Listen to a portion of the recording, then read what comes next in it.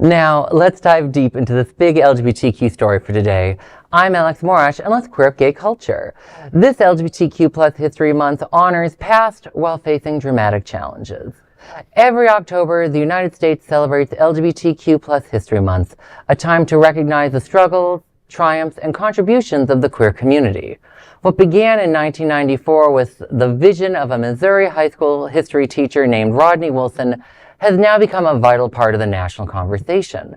Wilson, inspired by Women's History Month and Black History Month, believed LGBTQ history deserved its own spotlight. October was chosen because it falls during the school year, opening doors for education, while also honoring key milestones like the first LGBTQ marches on Washington in 1979 and 1987, and National Coming Out Day on October 11th. Support soon spread nationwide. Governors in Connecticut, Massachusetts, and Oregon endorsed this month, and major organizations including GLAAD, the Human Rights Campaign, and the National Education Association signed on.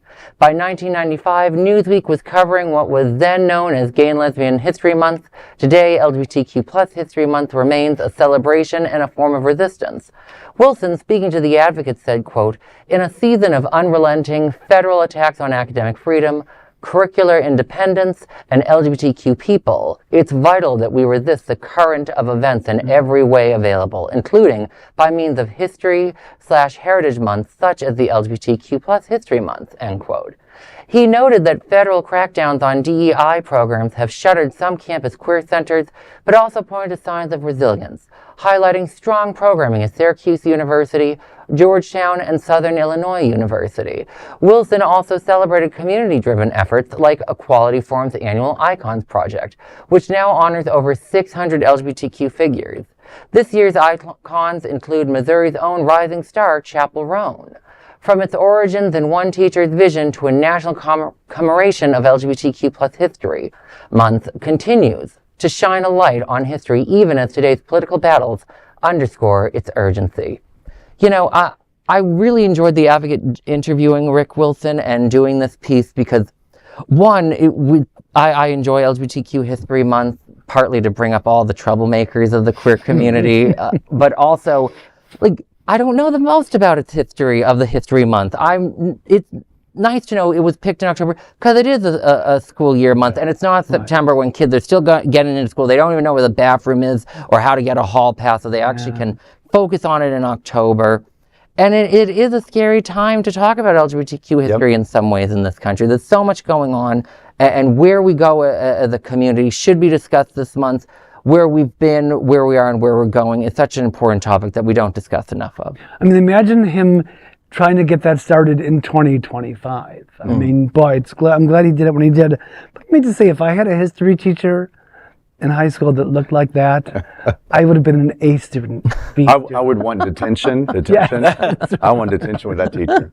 You know what I like about this story? Because this week when I was doing a little research on this, on really LGBTQ plus History Month, and this person who was willing to stand up at a time when we just needed more recognition in the world, he stood up. One person stood up to make a difference. And I think that speaks a lot to the fact that every single person out there has an opportunity to show up in the world in a way that makes a difference. Rainbow recognition is important. And I think it's just as important as, I can't count this quick, but all those years ago when one person stood up and threw a brick at police being discriminatory and began where we are today. So I really value what this gentleman did for us. Well, you know, it's always wonderful, and for those that are learning about LGBTQ History Month, my best piece of advice for you is many different people will have many views on what happened at a particular queer point in history, and that's half the fun. And that is a big LGBTQ story for today. There is no other queer nonprofit media platform like this in the entire world.